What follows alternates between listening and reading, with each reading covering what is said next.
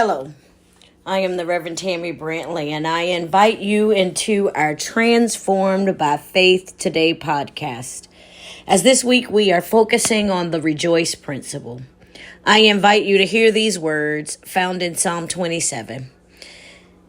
The Lord is my light and my salvation. Whom shall I fear? The Lord is the stronghold of my life. Of whom shall I be afraid? When the wicked advance against me to devour me, it is my enemies and my foes who will stumble and fall. Though an army besiege me, my heart will not fear. Though war break out against me, even then I will be confident. One thing I ask from the Lord, this only do I seek, that I may dwell in the house of the Lord all the days of my life, to gaze on the beauty of the Lord and seek him in his temple. I have read for you Psalm 27 verses 1 through 4.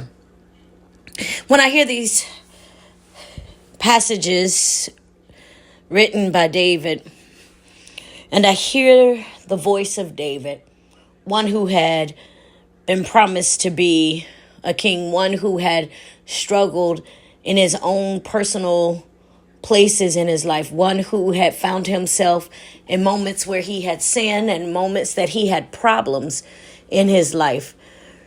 It reminds me of this rejoice principle. The reason it reminds me of this rejoice principle is because David is like many of us. We find ourselves in problems in our lives and situations that sometimes we have come into contact intentionally, and the problems that we may be facing are problems that we caused ourselves. They may be problems that continue to be problems because we have manifested multiple things to deal with the problems we already have. But what I love about this passage most is David understood in this passage who the God he served was. He understood the authority and the majesty of God. But most importantly, he understood that God was his ultimate king. And because God was the ultimate person in his life, and because God was worthy of that, this psalm reminds me that David understands what it means to be in the presence of God. You see, in this psalm, David shares with us that when we are in the presence of God, the being in the presence of God allows us the confidence to get through whatever situations we find ourselves in. As we continue to look and read in Craig Rochelle's Winning the War on Our Mind, a lot of times the problems, the panics, the threats that we face continuously roll around in our thinking. And David is giving us an opportunity to see God in the midst of our problems, in the midst of our thinking, and stand in the presence of God.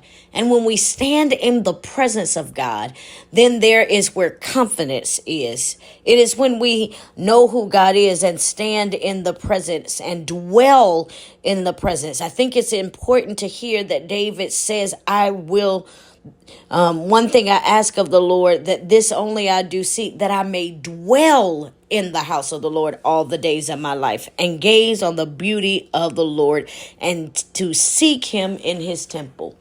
David understood not only that he needed to be in the presence of God in his personal life, that he needed to be in the places where God was.